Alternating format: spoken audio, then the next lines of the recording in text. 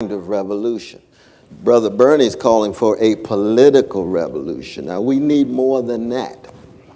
But he's calling for a political revolution in terms of getting big money out of politics, in terms of breaking up the banks, in terms of free education and single-payer health care.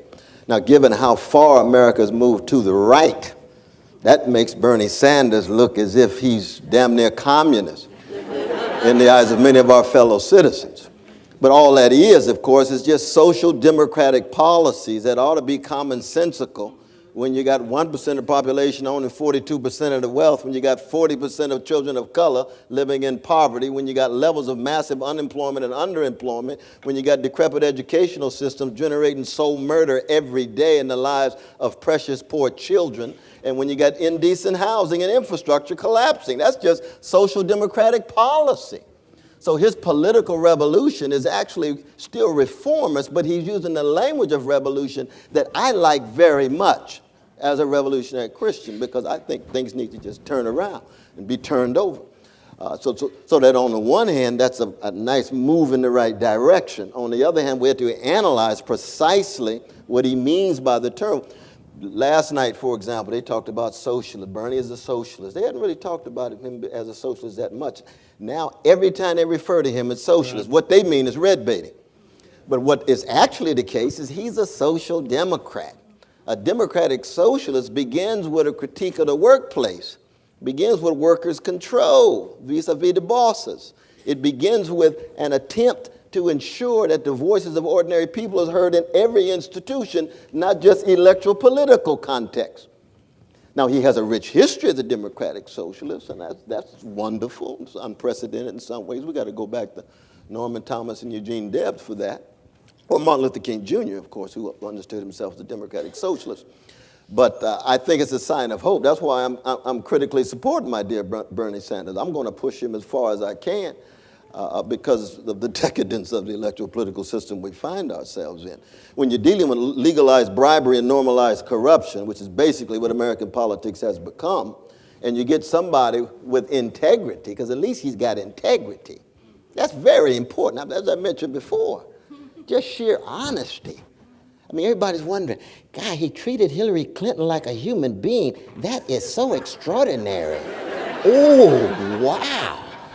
He's just a decent Brooklyn Jewish brother. I mean, hey, that's fine. That's fine.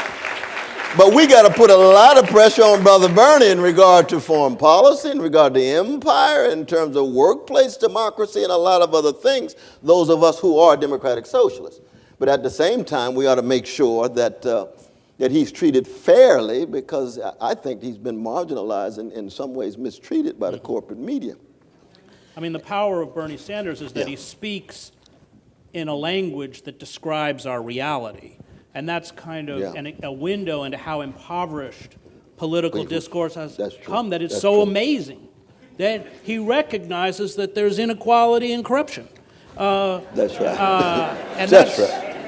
Absolutely. You know, the brilliance of Bill Clinton was that he transformed the Democratic Party into the Republican Party, and he pushed the Republican Party so far to the right it became insane. My problem with Sanders, aside from the Palestine issue, is the fact that, unlike Debs, he won't challenge the war industry and imperialism. And if we don't break the back of imperialism and that military corporatist complex, because look, nobody's sitting around General Dynamics hoping peace breaks out in the Middle East. Every Tomahawk cruise missile costs $1.41 million, and in a couple days we dropped 160 of them on Libya. That's $500 million these guys made. A war is a business. That's what I learned as a war correspondent. And you know, it used to be that the old Democratic Party, when it had a liberal wing, would challenge weapons systems. We just, the contractors come in, like with the F-22 Raptors, the fighter planes, even the Pentagon said, we don't need them, they build them anyway.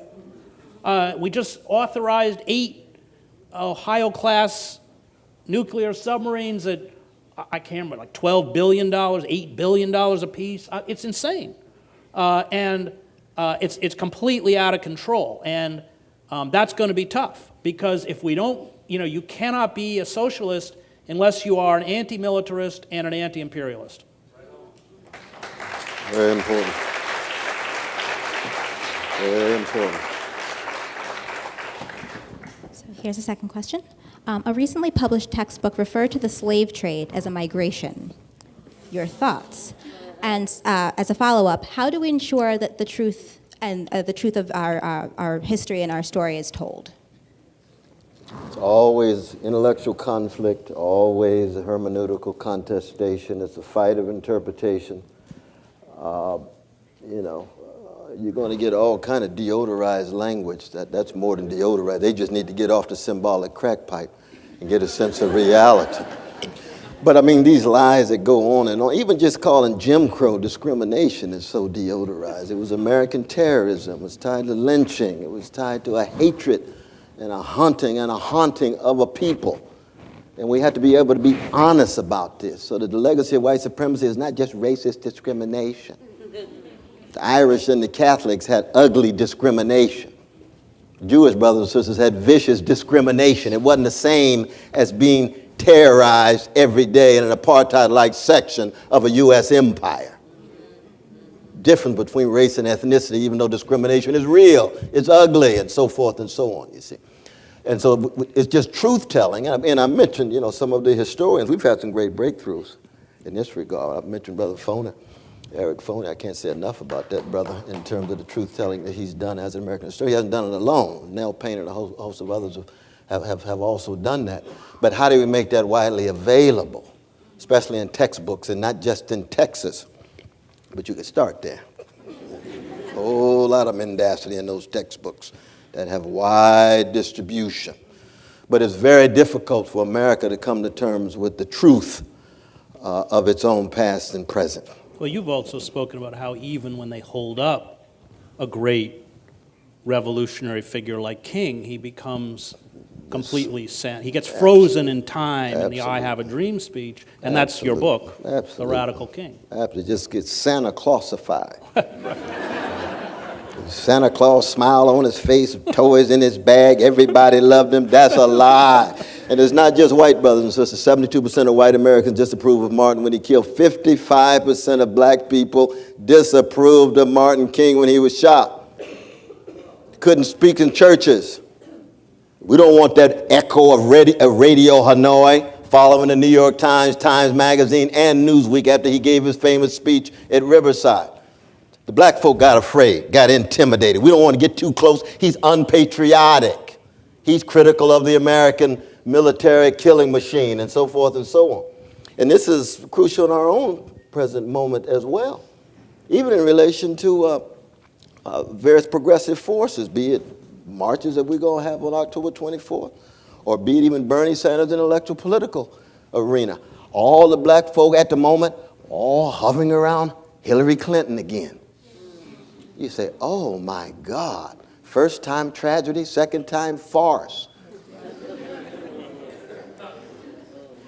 But who's leading the way? Well, it's the black professional class. They got some real interest in this.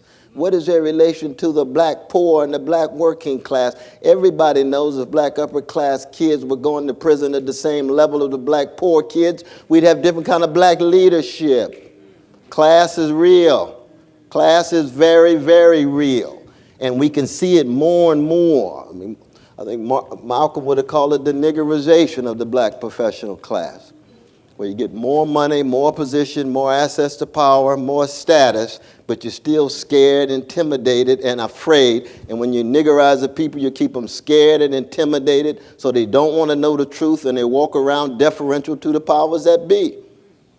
And that's very, very real. But once you break the back of fear, back to Ferguson, back to Baltimore, back to Staten Island, and we got a young generation who understand more and more class experientially. They know that the black professional class, the black political class does not represent them.